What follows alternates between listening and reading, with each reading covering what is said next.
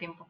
Bueno, la sesión que voy a hacer sobre todo está basada en las guías nuevas de la Sociedad Europea de Cardiología, ¿de acuerdo?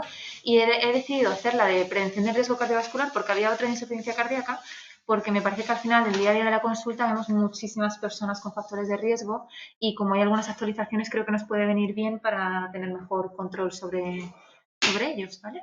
Entonces, bueno, este es un poco el esquema que voy a seguir, una introducción pequeñita. Me centro en estilos de vida, control de la dislipemia, tensión arterial, diabetes y luego una pincelada súper corta del tratamiento antitrombótico. Vale, así como líneas generales. ¿No? ¿No? ¿No está grabando? Entonces empiezo. Ahora empezar. Empezar directo. Y ya, sí. Ahora ya sí. Vale, bueno, pues empiezo desde aquí, ¿no? Vale. Así un poco para empezar.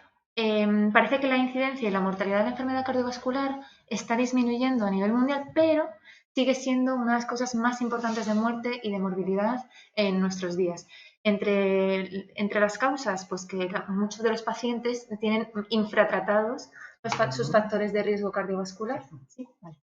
Es muy importante nosotros desde primaria que hagamos una promoción de la salud, pongamos el foco en el estilo de vida, puesto que, como voy a decir luego un poquito más adelante, si conseguimos que lleven una buena alimentación, que realicen algo de ejercicio, nuestros pacientes van a verse muy, muy beneficiados. Seguramente podamos incluso reducir medicación y en algunos casos hasta quitarla. Aunque están involucrados muchos factores de riesgo en la enfermedad cardiovascular, los principales, que además son modificables, son la hipercolesterolemia, dependiendo sobre todo del LDL, la hipertensión, la diabetes y el hábito tabáquico. Y estos, sobre todo los primeros tres, los podemos controlar desde la consulta, aunque hace falta concienciar muy bien a nuestros pacientes. Otros importantes que a lo mejor podemos hacer nosotros menos modificación, el estrés psicosocial, que va a depender mucho de su factor social, la etnia del paciente que estemos tratando, otras enfermedades como calcificaciones a nivel vascular, la fragilidad, sobre todo en pacientes añosos, aunque puede ser frágil sin ser anciano, y otras enfermedades, otras comorbilidades como pueden ser enfermo renal crónico, tener arritmias, etcétera, ¿no? Un factor que es determinante en el riesgo cardiovascular y que no podemos modificar de ninguna manera es la edad de nuestros pacientes. Y bueno, puesto así como curiosidad, ¿no? Que nosotros dentro de Europa nos encontramos en un país de bajo riesgo cardiovascular, con lo cual, bueno, es un beneficio que tenemos por vivir en España y por ser españoles. En esta guía, ¿vale? En concreto, como que nos invitan a seguir este algoritmo, que, bueno, veo que no se ve muy bien en la pantalla. Básicamente, ¿no?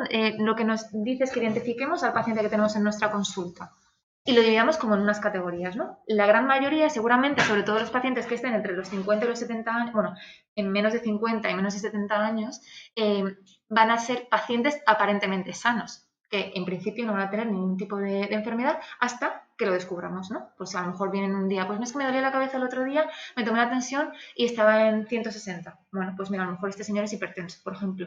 Entonces, identificamos primero al paciente y después debemos elaborar una serie de actos de prevención que para todos es más o menos la misma y es primero poner el foco, lo que he dicho antes, en el estilo de vida y después, en el caso de los pacientes que están aparentemente sanos, tiene aquí un algoritmo un poquito más específico, deberíamos utilizar las tablas de SCORE, las nuevas, SCORE 2 o SCORE OP, que es de Old People, ¿vale? Según la edad que tengan, porque estas nuevas tablas lo que nos determinan no es solamente el desarrollo de un evento cardiovascular fatal, sino un desarrollo de un evento cardiovascular en general, que puede ser un infarto fulminante o puede ser un infarto menos grave.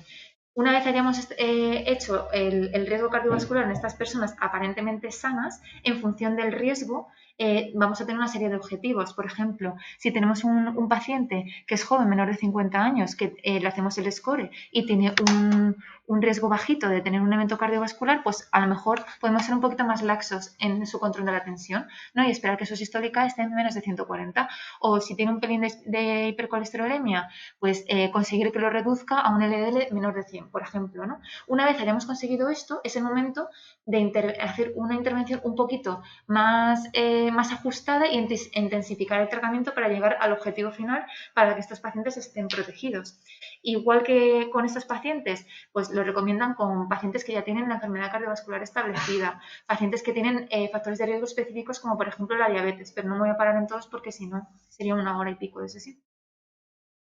El foco en el estilo de vida, como he dicho, vale, importante. Se ha visto, y tiene un nivel de evidencia importante, 1A, ¿vale?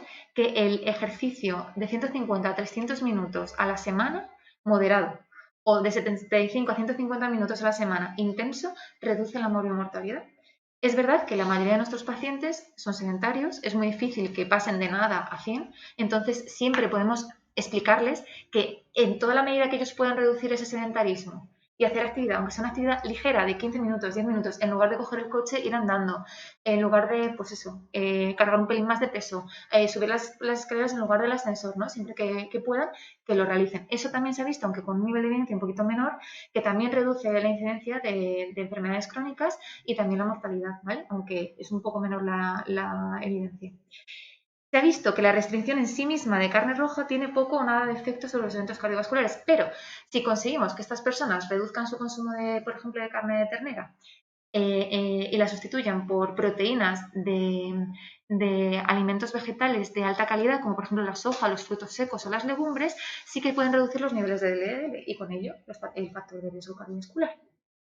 Muy importante, el consumo de pescado, estamos en un lugar de costa, ¿no? Deberíamos fomentar el consumo de pescado. Menos carne, más pescado, cuantas más raciones a la semana, mejor. ¿Que es una a la semana? Estupendo, pero si podemos llegar a 4, estupendo. Se ha visto que reduce el riesgo de ictus hasta en un 6%, que no es nada despreciable. Muy importante, esto lo he puesto en mayúsculas porque me parece a destacar el consumo de alcohol.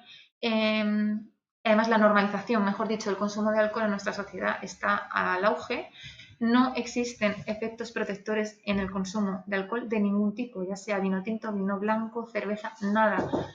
El único efecto protector frente al consumo de alcohol es no consumir alcohol. Y yo creo que es algo en lo que deberíamos hacer mucho hincapié en las consultas porque si nos dicen que tomar una copa normalmente no es una, son más y al final lo que hacemos normalizando la situación es perpetuar a mí me parece un alcoholismo que tiene la población general y que no nos damos cuenta y que a la larga, no solo a nivel cardiovascular, sino a nivel social también puede generar muchos problemas.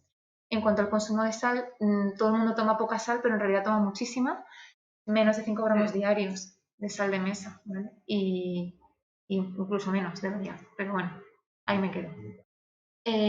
Otra cosa que no he puesto aquí, pero que es importante. En pacientes obesos, aunque se recomienden las dietas de bajas en calorías para bajar de peso, eso está muy bien, pero tiene un periodo corto de adherencia la mayoría de las veces y de efectividad todavía más. Lo que deberíamos es hacer hincapié en que llevaran un hábito de vida saludable, en general, que aprendan a comer, a eliminar los alimentos ultraprocesados de la dieta, a eliminar todas las cosas precocinadas, intentar eliminar la bollería industrial, que yo sé que eso es algo muy complicado, pero que es lo único que se va a poder mantener a lo largo, porque si vamos a costa de dietas, lo único que va a haber son picos de peso, estarán bien una temporada, se aburrirán de la dieta de lechuga y pollo a la plancha y volverán otra vez a engordar y así lo único que hacemos es continuar con el círculo vicioso del peso, ¿vale? Con respecto al control lipídico, ante un paciente que tiene hiperlipemia, ¿no? Pues excluir causas que pueda tener, por las que pueda tener, pues hipotiroidismo, personas con otros factores de riesgo como la diabetes, cuidado en la enfermedad renal que tiene un perfil lipídico diferente al de la población general, abuso de alcohol, lo que he dicho antes, una copa de vino a lo mejor no es una, a lo mejor es una botella, síndrome de Cushing, fármacos que estén tomando, en fin. Una vez más, promoción de la salud, aumentar el consumo de verduras, de frutas, cereales integrales, sobre todo eso, eliminar harinas refinadas, aceite de oliva, productos vegetales, importante. Y lo que he dicho antes, disminuir el consumo de carne roja, procesada, etcétera. Como tratamiento farmacológico, una vez iniciamos el tratamiento o cambiamos el tratamiento porque no ha sido suficiente, deberíamos hacer una evaluación de la respuesta a los 4 o 6 meses máximo para ver si esto está siendo efectivo, porque a lo mejor le tenemos un año y medio con simvastatina de 20 y el señor sigue teniendo la LDL a tope.